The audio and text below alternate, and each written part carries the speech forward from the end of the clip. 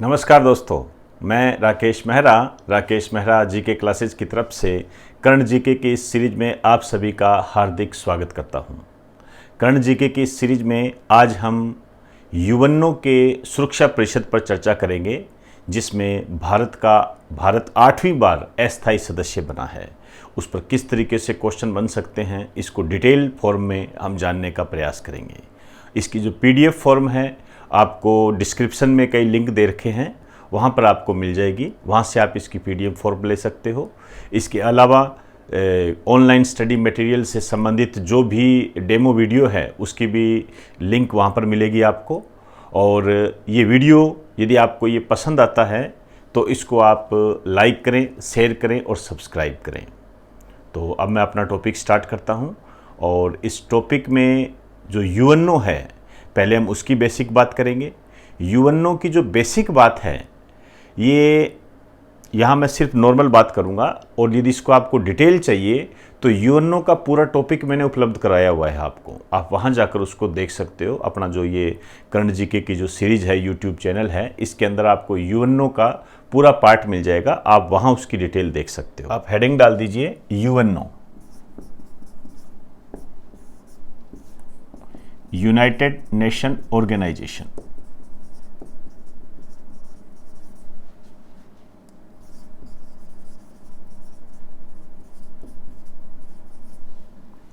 अब देखिए, इसके बैकग्राउंड की बात करें तो जब सेकेंड वर्ल्ड वॉर हुआ था, द्वितीय विश्व युद्ध, उस समय आप जानते हो कि विभिन्न देशों की अर्थव्यवस्थाएं पूरी तरीके से चरमरा गई थी, और एक देश दूसरे देश के साथ किसी भी संबंध को बनाने के लिए तैयार नहीं था।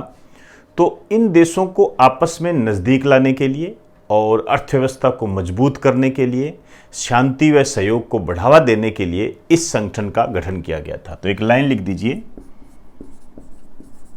सेकेंड वर्ल्ड वॉर के बाद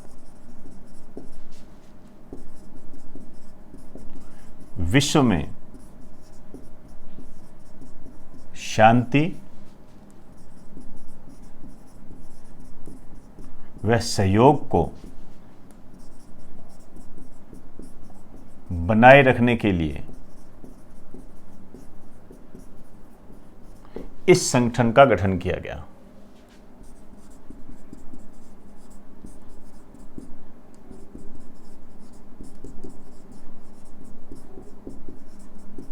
अब देखिए, इसकी जो स्थापना हुई थी, ये हुई थी 24 अक्टूबर 1945 को। ये ध्यान रखें, ये डेट इंपॉर्टेंट है। और इसमें जो संस्थापक सदस्य थे, मतलब किन देशों ने मिलकर इनकी स्थापना की थी, फाउंडर कंट्री 51 थे। हालांकि जो 51वां देश है पोलैंड, ये बाद में शामिल हुआ था। तो कई बार ये भी पूछ लेते हैं कि 51वां सदस्य देश कौन सा था। ये पोलैंड था। एक और क्वेश्चन आ जाता है, भारत यूएनओ में कब शामिल हुआ? बिल्कुल, संस्थापक सदस्यों में भारत था। भारत इसमें शामिल था।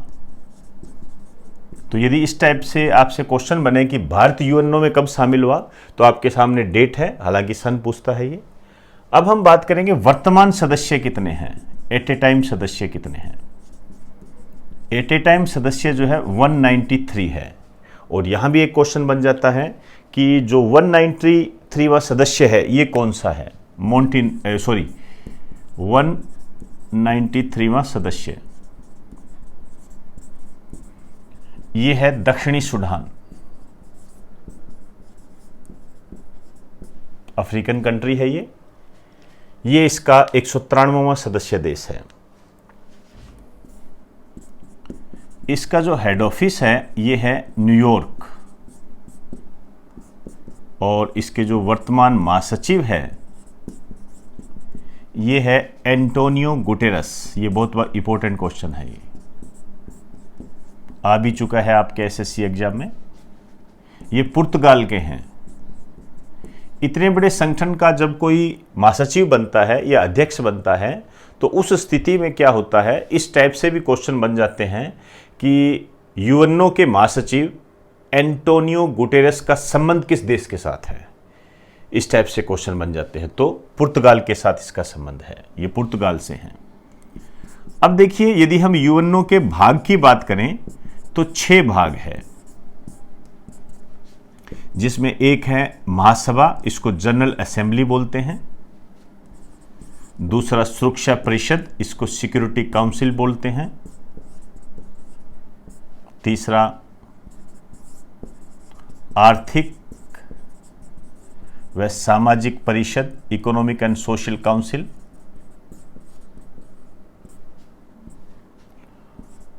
चौथा जो है प्रन्यास परिषद है। पांचवा सचिवालय है और एक है अंतरराष्ट्रीय न्यायालय, इंटरनेशनल कोर्ट। हालांकि ये यूएनओ में बाद में शामिल हुआ था, 1946 में शामिल हुआ था, अप्रैल में ये। और इसमें कई बार आपने सुना होगा, एक सदाबहार क्वेश्चन आता है, इसका मुख्यालय कहाँ है? Hague, Netherlands. लेकिन ये सारी बातें आपको मैं पहले बता चुका हूँ। तो यहाँ पर आपको मैं सजेस्ट करूँगा कि यूएनओ की पूरी डिटेल करनी है, तो उस डिटेल में आपको जाने के लिए जो अपना यूएनओ का जो अपने कर्ण जीके की जो सीरीज चलती है, उसमें यूएनओ के पार्ट मैंने डाल रखे हैं। और या मैं ऐसे करता हूँ, यूएनओ के लिंक को मैं डिस्क्रिप्शन में डाल देता हूँ, तो यूएनओ को वहाँ भी देख सकते हो। यूएनओ की 2 वीडियोज़ हैं, उसके डिस्क्रिप्शन में आपको मैं वो लिंक डाल दूंगा, आप उसकी डिटेल वहाँ पर जाके देख सकते हो। यहाँ जो मैं बात करूँगा, यहाँ मैं सुरक्षा परिषद की बात करूँगा, सिक्योरिटी काउंसिल की बात करूँगा, क्योंकि वर्तमान में भारत इसका अस्थायी सदस्य बना है। आइए बात करते हैं इसकी। देखिए, जो सुरक्षा परिषद है, इसका उद्देश्य क्या है? नाम से ही पता लग रहा है, इसका उद्देश्य है अंतरराष्ट्रीय शांति व सुरक्षा को बनाए रखना।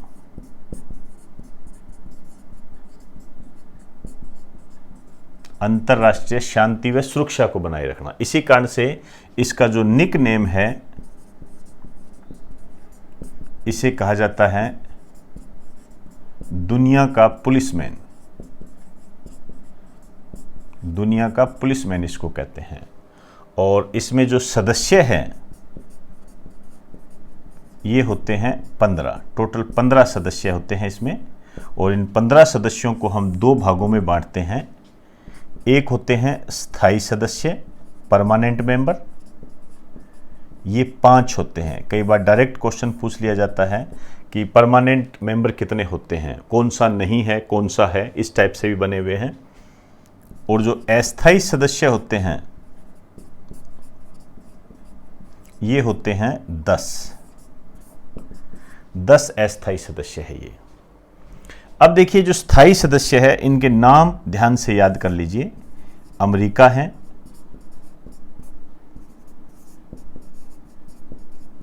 ब्रिटेन है, फ्रांस है, चाइना है, और एक 5वां जो है रशिया। ये 5 है और भारत अपनी दावेदारी रखता है इसके अंदर। अस्थायी सदस्य जो है, इनके यदि हम कार्यकाल की बात करें तो इनका कार्यकाल 2 वर्ष होता है।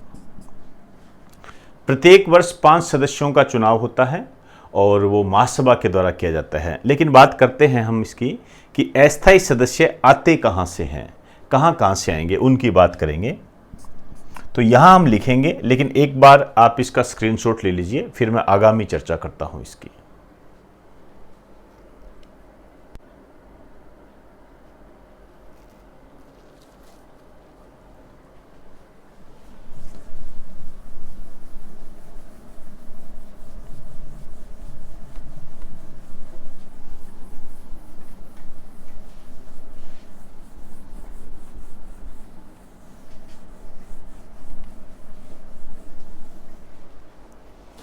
आप यहां पर लिखिए, बात करते हैं कि ये 10 देश कहां से आते हैं। देखिए, इसमें जो 5 देश हैं, 10 में से जो 5 देश हैं,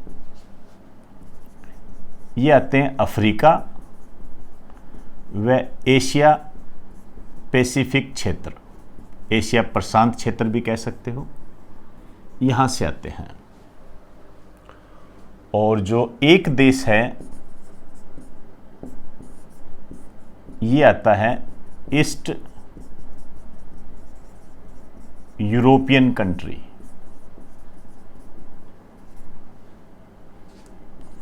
और दो देश जो है ये आते हैं वेस्ट यूरोपियन कंट्री, मतलब यूरोप को दो भागों में बांट दिया गया है।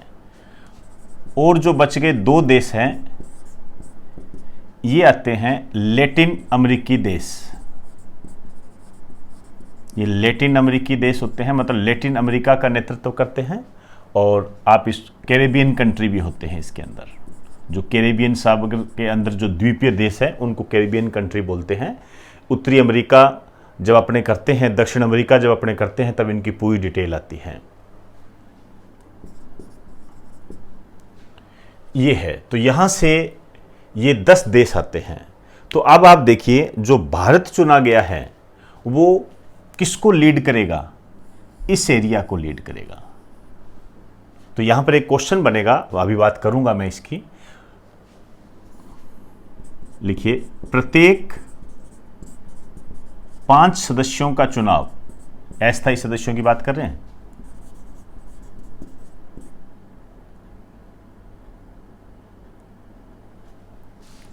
प्रत्येक वर्ष 5 सदस्यों का चुनाव महासभा के द्वारा किया जाता है। जनरल असेंबली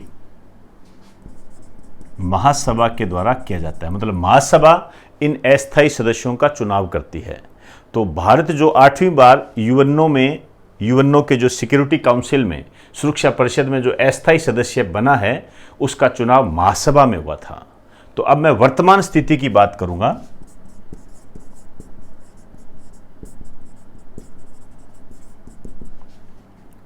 पांच नए सदस्य, ये कौन कौन से चुने गए हैं इस साल?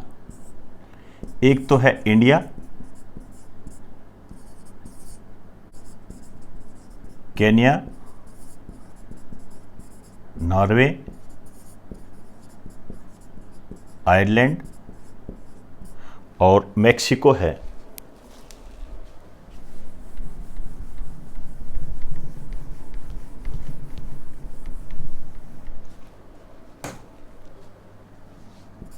मेक्सिको। अब यहां कुछ बातें ध्यान रखना। ये जो 5 नए सदस्य चुने गए हैं, ऐसे ही नहीं चुने जाते, ये इनको एक बहुमत प्राप्त करना होता है। तो एक लाइन लिख दीजिए यहां पर, सदस्य बनने के लिए 2/3 बहुमत आवश्यक होता है।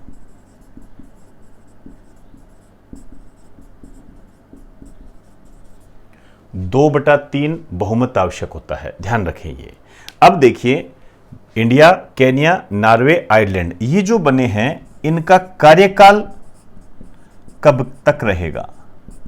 इनका रहेगा 1 जनवरी 2021 से 31 दिसंबर 2022 तक।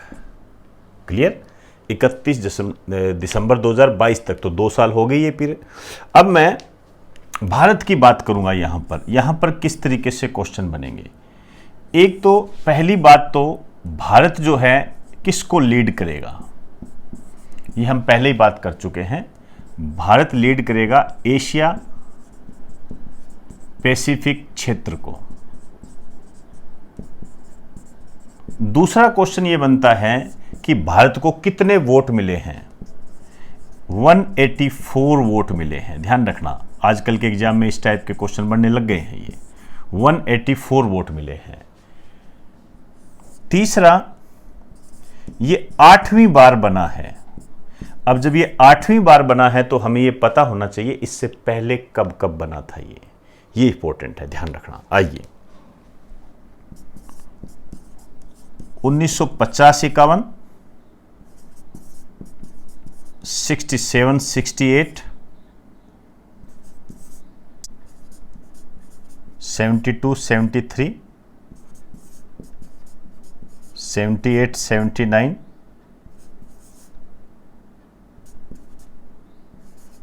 84, 85,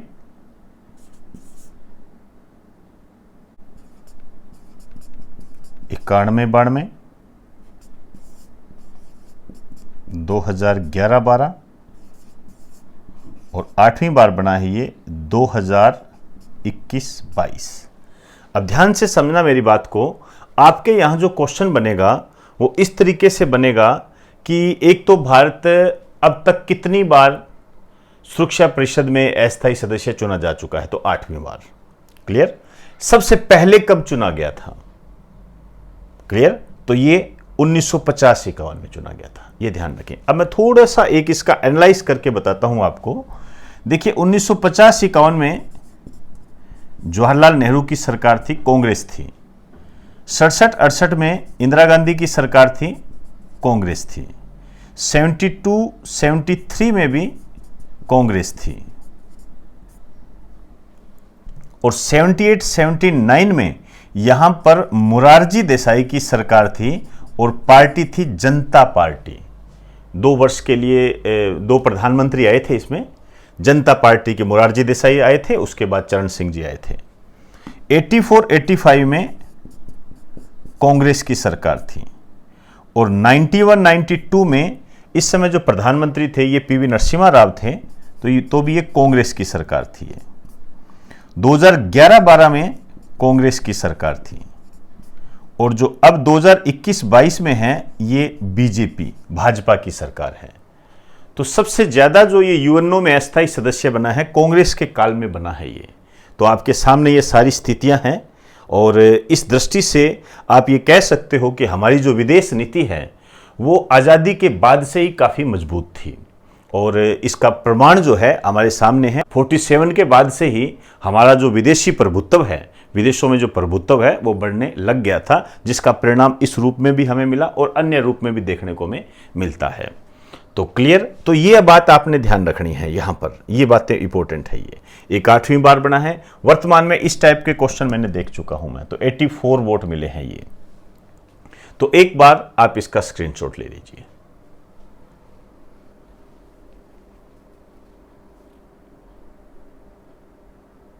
एक बात और बताना चाहूंगा, यहां पर आप ध्यान रखना, ये जो इस समय जो प्रधानमंत्री थे जवाहरलाल नेहरू थे, मैं शॉर्ट में लिख रहा हूं।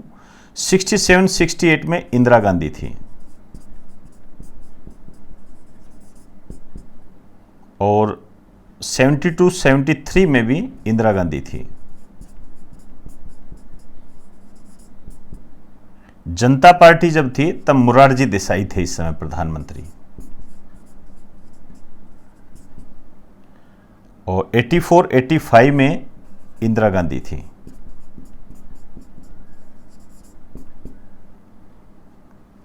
उसके बाद में यहां पर 91-92 में कांग्रेस की सरकार थी और पीवी नरसिम्हा राव प्रधानमंत्री थे। 2011-12 में मनमोहन सिंह प्रधानमंत्री थे और वर्तमान में नरेंद्र मोदी प्रधानमंत्री है। ये ऐसे अपना सिस्टम रहा था। यहां से जो आपके क्वेश्चन उभर कर सामने आ सकता है वो ये है कि भारत जो यूएनओ में सुरक्षा परिषद का जो अस्थायी सदस्य है, सबसे ज्यादा किसके काल में रहा था? तो सबसे ज्यादा यदि प्रधानमंत्री का पूछ ले, हालांकि पार्टियों के बारे में नहीं पूछते हैं, ये प्रधानमंत्री को लेकर हाईलाइट किया जा सकता है। तो इंदिरा गांधी के काल में ये सबसे सर्वाधिक बार अब हम सुरक्षा परिषद में अस्थायी सदस्यता हमने प्राप्त की थी। और इस तरीके से भी क्वेश्चन बन जाता है कि जब भारत पहली बार सुरक्षा परिषद में अस्थायी सदस्य बना था, उस समय भारत के प्रधानमंत्री कौन थे? ठीक है ना। जैसे आपने कई बार देखा होगा, शिमला समझौते के समय भारत के प्रधानमंत्री कौन थे, शिमला समझौते के समय पाकिस्तान के प्रधानमंत्री कौन थे। तो यहां पर इस टाइप के क्वेश्चंस को आपने तैयार रखना है। क्लियर।